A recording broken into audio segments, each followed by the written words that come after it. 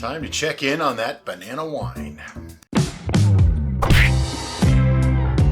So we started this back in March, and it's now July, so it's been quite some time. The last time we even looked at this was March 26th, and, well, around that time, the COVID thing started happening. We tried putting out a lot more videos, we tried making a lot more brews, and it got out of hand. So, this has been sitting, and now we're going to do its first real rack. We did remove the fruit and all that kind of thing, but we're going to do its first real rack today. And, you know, first thing we do is take a reading, right after I get the lid off. So I just wanted to show you guys a look inside this bucket. It's amazingly clear. It almost looks like there's gravel at the bottom. And what you're seeing there is the shadow of our microphone. That's kind of funny. So yeah, I just want to take a reading on this, make sure it's really done. We did back sweeten it a while back, back on, you know, March 26th, but it only went to 1010, 1.010. I'm afraid that might not be enough, and it might have actually fermented it out. Gotta get a little sample, you know? Smells like alcohol. But let's just see, on the reading, 0.990. So this sucker went dry again. So what that means is, I'm going to back sweeten it yet again, but we're going to rack it first and then we'll back sweeten. So let's get that going. But before we do that, You want to take a note? I'm going to take a note. For those curious, this is using 71B yeast, and I just did some quick figuring on this. It comes to over 17% alcohol. That's absurd. That just doesn't make sense to me that it could be 2% higher than the alcohol tolerance. But it's just to prove yeast cannot read, and everybody really likes bananas. So as Brian said, the smell really does smell like alcohol. It definitely smells more like a liqueur or a higher proof spirit than it does a wine. It's going to need some age to be really good. We knew that already, but now that it's going up in ABV, it's really going to need some time. Oh boy, is that dry. You know what, though? As dry as that is, it's not bad. It's actually not. And it still has residual banana. Yeah. That's not bad at all. This is going to be great in about a year. So, I have two choices at this point. I can back sweeten this and let it sit for, 6 months to a year before we bottle it. Or I can just let it, we can rack it and just let it sit. I'm actually unsure what to do. Keep in mind, folks, this is not pre-scripted. I didn't know what this was going to do. I really assumed it was going to be, at 1.010 gravity because we back sweetened. Just goes to show, you never know what's going to happen. Always be careful of that fermentation. The fact that it did go to 0.990 really worries me because that means if I back sweeten this now, it might just ferment more. Yeah. But that means if I don't back sweeten it now and we let it sit for 6 months to a year and then I back sweeten it, it'll ferment more then, making it even longer until we can actually drink this. So I think we're going to back sweeten today. All right, so that leads to another question. How much do you intend to add volume to back sweeten it? And are we still going to just use the jug or are we going to go to another bucket? Okay, so something else is coming up, and this is a logistical question. It is now in a bucket.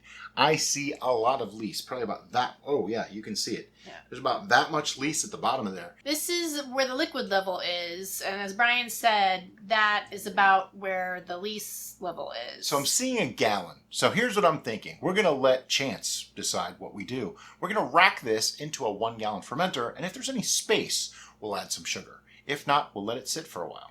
After all, space is the final frontier. Space, the final frontier. All right, so we're going to start the racking process. And to do that, first, everything is sanitized in The red station!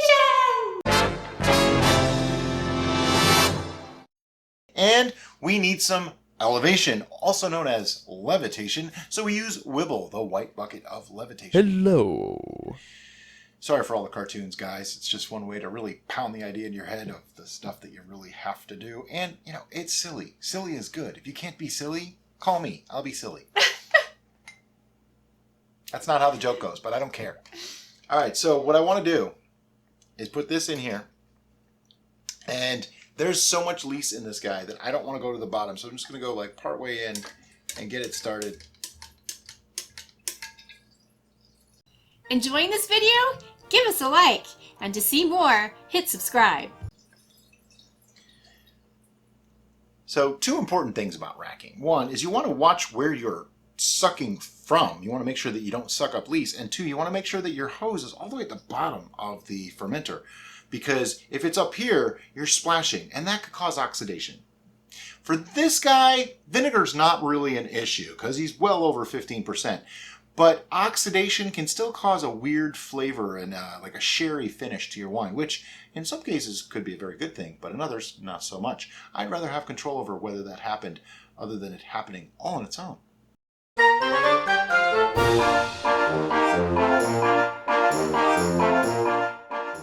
Okay, so we finished racking, and we had an extra half-gallon fermenter laying around. We thought, you know, I'd really like to back sweeten this now because we already know we're going to need to.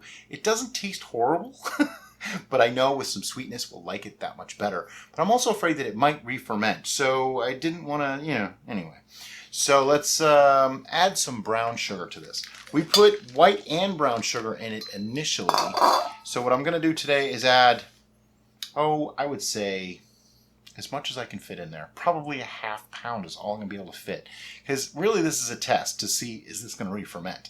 So I'll check it again in a few weeks, and if it re-fermented, then we'll deal with it again at that point. So for today, half pound, 8 ounces. That's 224 grams. People are always asking about the t-shirts that we wear and where you can get them. Well, go here. Okay, so now that I have the brown sugar in here, I need to shake the bejesus out of this. There should be no bejesus left in here. It should be 99.9% bejesus free. 99 and 44 100%. 99 and 44 100% pure. Before anybody tells me I can do this all different ways, during the lockdown, I haven't exercised all that much. I could use this.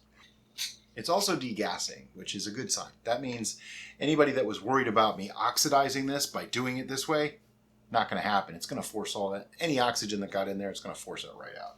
No worries. We've totally changed the color of it already.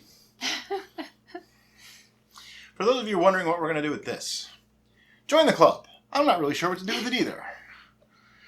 My best guess is we'll probably keep that in the fridge because I don't really want to just leave that out, or I might make that an experiment.